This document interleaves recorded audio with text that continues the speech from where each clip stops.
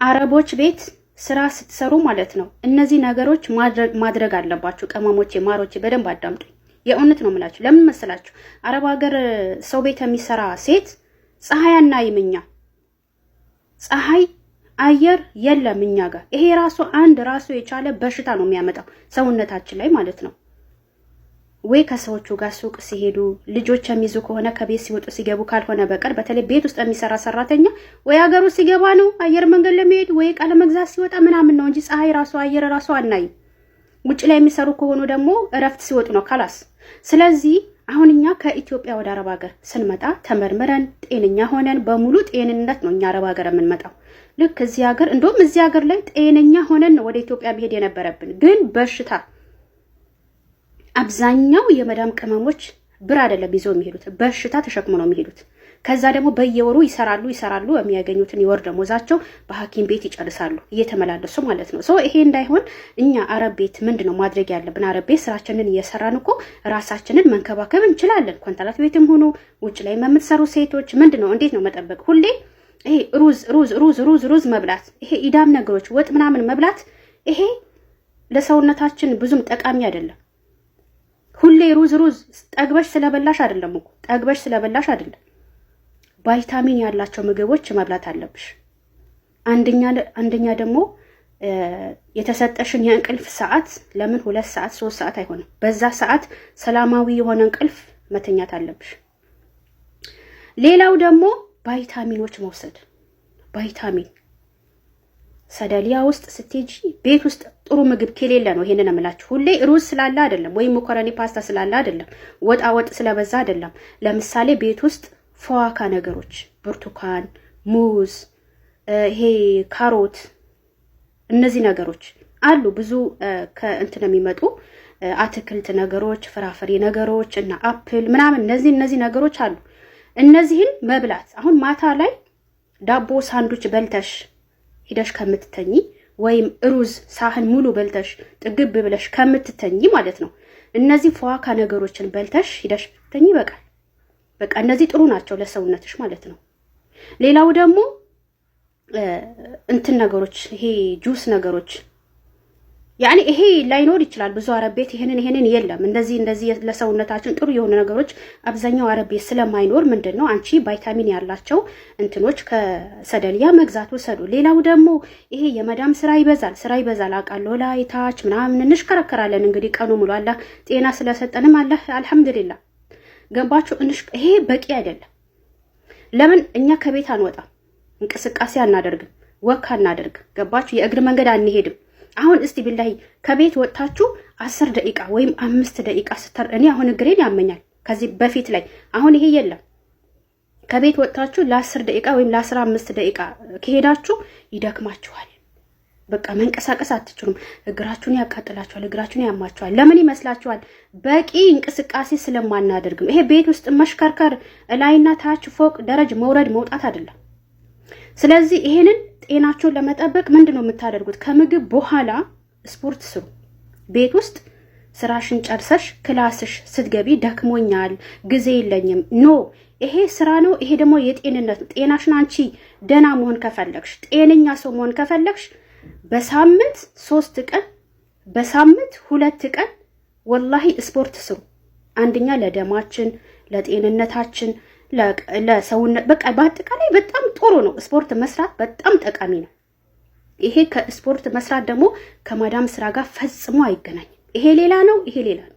ስራችሁን ስትጨርሱ በሳምንት ቢያንስ ለ2 ቀን ለ3 ቀን እንደው ጊዜ ከሌላችሁ በሳምንት ለ1 ቀን ስፖርት ከሰራችሁ ለጤንነታችሁ ራሱ በጣም አሪፍ ነው። በቃ ከቤት ስለማንወጣ እንቅስቃሴ ስለማናደርግ አየር አናገኝም፣ ፀሐይ አናገኝም። ቢያንስ ቤት ውስጥ ሆነን እንኳን ስፖርት ስንሰራ ለሰውነታችን፣ ለጤንነታችን፣ ለአቋማችን፣ ለሁሉም ነገር አሪፍ ነው። በሳምንት ስፖርት ስሩ። ሌላው ደግሞ ምግብ ብሉ። እሺ ምግብ ብሉ። ሌላው ደግሞ ሁሌ ይሄ ሩዝ እንደነገርኳችሁ ሳይሆን እሱም ብሉ አሪፍ ነው። ግን እንደዚህ በቃ እንደዚህ ፈዋካ ነገሮች ይበልጥ ፈዋካ ነገሮች ውሰዱ። እንቁላል ካለ እንቁላል የሹክሹካ ምናምን አይደለም፣ የተቀቀለ እንቁላል ለምሳሌ እንደዚህ የተጠበሰ እንቁላል፣ ዘይት ሳይበዛ። ዘይት አታብዙ ምግብ ላይ። ዘይት ራሱ የቻለ በሽታ ነው። ምግብ ላይ ዘይት አታድርጉ፣ አታብዙ። ያኔ ይሄ ሲሆን ውሃ በደንብ መጠጣት። ውሃ ጠጡ። በቃ ውሃ እንደው በቀን 2 ሊትር ውሃ መጠጣት አለባችሁ። ይሄ ሲሆን በቃ ጤነኛ ነው የምትሆኑት። ኩላሊት በሽታ የለ፣ አጥንቴ ፈረጠኝ የለ፣ ቆረጠኝ የለ፣ ምን የለ። ሻይ ደግሞ አታብዙ። ይሄ እዚህ ሀገር ደግሞ በዛ ሻይ። ይሄ ኒስካፌ አታብዙ።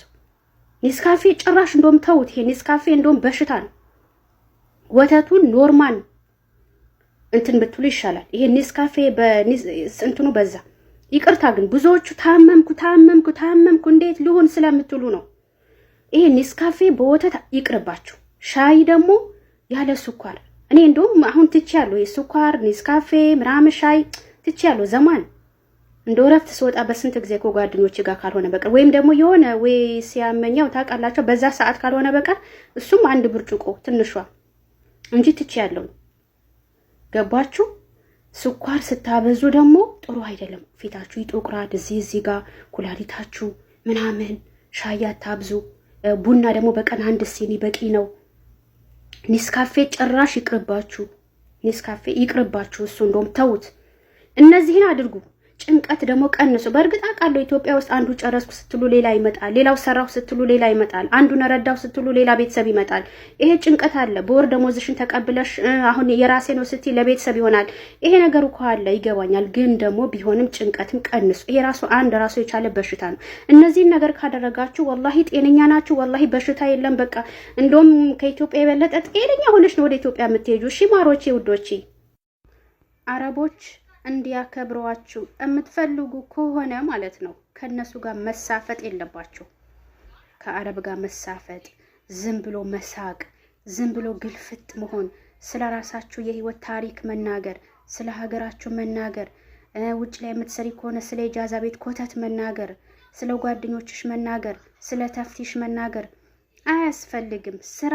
ስራሽ ብቻ ነው ትኩረት ማድረግ ያለብሽ እንዲያከብሯችሁ የምትፈልጉ ከሆነ ማለት ነው።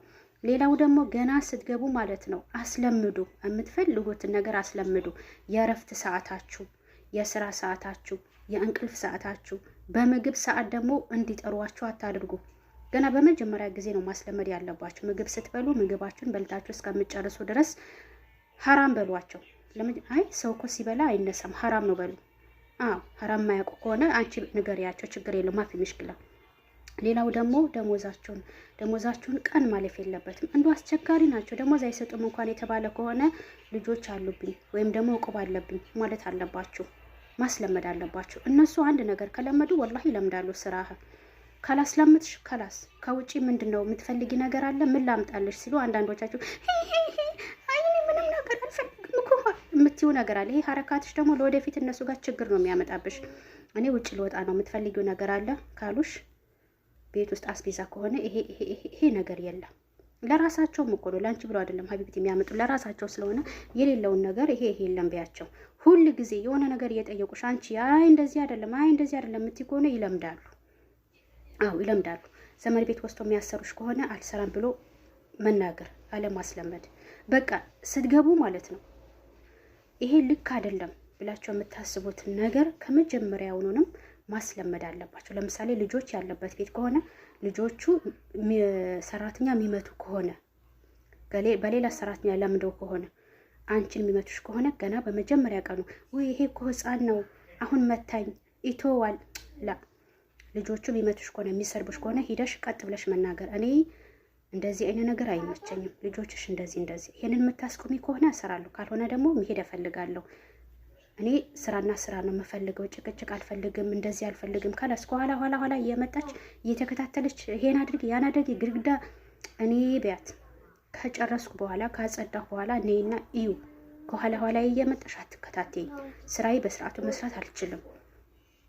ስጨርስ ነይና ቴክ እንትን በይ ተከታይ ቼክ አድርጊ በቃ ብላችሁ መናገር አስለምዱ። ገባችሁ?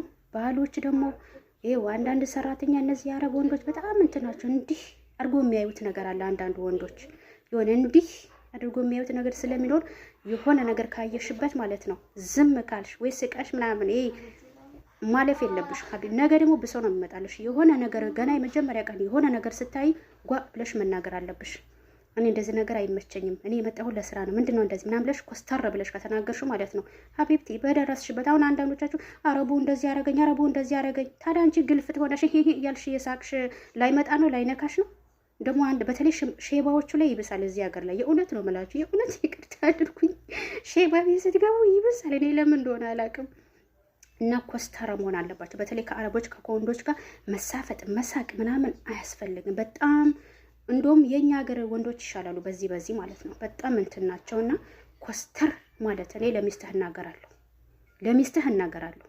አዎ በቃ ይሄ መሳቅ ምናምን ነገር ኬኬኬ አትበይ። እዛ እጃዛ ቤትና ምናምን እንደለመትሽው ማለት ነው። ይሄ የእጃዛ ቤት ወንድ አይደለም፣ ይሄ አረብ ነው።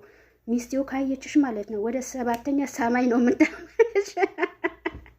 ፈጣሪ ወይ ትግስቱ ስተኝ ደግሞ ሐራምም ነው።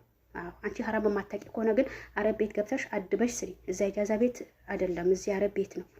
ስራ ብለሽ እስከገባሽ ድረስ ከአረብ ጋር ሄው አንገትሽ ደፍተሽ ነው። ግን ደግሞ እራሳችሁን ማስከበር አለባችሁ። በቃ ይሄ ነው ያለው ነገር። በቃ ጨርሻለሁ። ሂዱ እንዴ በቃ ምንድነው የምታፈጡት? ካላስ ጨርሻለሁ።